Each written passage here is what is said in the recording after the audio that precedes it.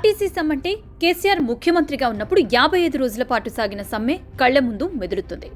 కేసీఆర్ మొండి వైఖరి కారణంగా సుమారు 25 నుంచి 30 మంది ఆర్టీసీ కార్మికులు చనిపోయారు. కొందరు గుండెపోటుతో చనిపోగా, కొందరు ఆర్థిక సమస్యలు తట్టుకోలేక ఆత్మహత్యలు చేసుకున్నారు.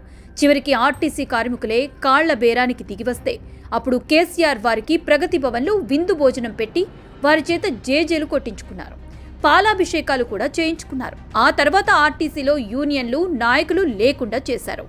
ఆనాటి కష్టాలు, కన్నీళ్లు ప్రతి ఆర్టీసీ కార్మికుడికి చేదు జ్ఞాపకాలుగా మిగిలిపోతాయి.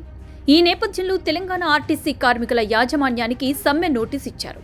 ఒకవేళ యాజమాన్యం స్పందించకపోతే ఫిబ్రవరి 9 తర్వాత సమ్మె మొదలు పెడతామని ఆర్టీసీ కార్మిక నాయకులు చెప్పారు. ఇప్పుడు కూడా వారు గొంతెమ్మ కోరికలు ఏమీ కోరటం లేదు. విద్యుత్ బస్సుల పేరుతో ఆర్టీసీని ప్రైవేట్ పరం చేయవద్దని కోరారు. ఆర్టీసీ కార్మికులు దాచుకున్న పీఎఫ్ సొమ్ముని పీఎఫ్ కార్యాలయానికి జమ చేయాలని కోరారు. తమ బకాయిలు చెల్లించాలని, మహిళా ఉద్యోగులకు రాత్రి 8 గంటలలోపు ఇల్లు చేరుకునే విధంగా డ్యూటీలు వేయాలని కోరారు.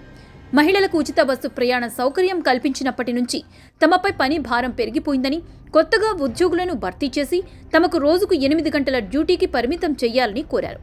అదనపు భారానికి తగ్గట్లుగా కొత్త బస్సులు కొనుగోలు చేయాలని కోరారు. గతంలో తెలంగాణ ఆర్టీసీ కార్మికులు సమ్మె చేసినప్పుడు ప్రతిపక్షంలో ఉన్న రేవంత్ రెడ్డి, కాంగ్రెస్ నేతలు వారికి సంఘీభావం తెలిపారు.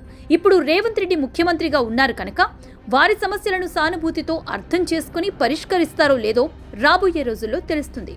కానీ మహాలక్ష్మి పథకం అమలు చేస్తుండటం వలన తెలంగాణ ఆర్టీసీ మీద, ప్రభుత్వం మీద, ఆర్టీసీ కార్మికుల మీద అదనపు భారం పడుతోందని స్పష్టమైంది. అందుకే సీఎం చంద్రబాబు నాయుడు ఈ పథకం అమలుకి తొందరపడడం లేదు. ఒకవేళ హడావిడిగా పథకం ప్రారంభించి ఉంటే నేడు ఏపీ ప్రభుత్వం, ఆర్టీసీ కార్మికులు కూడా ఇటువంటి సమస్యలే ఎదుర్కోవలసి వచ్చేది కదా.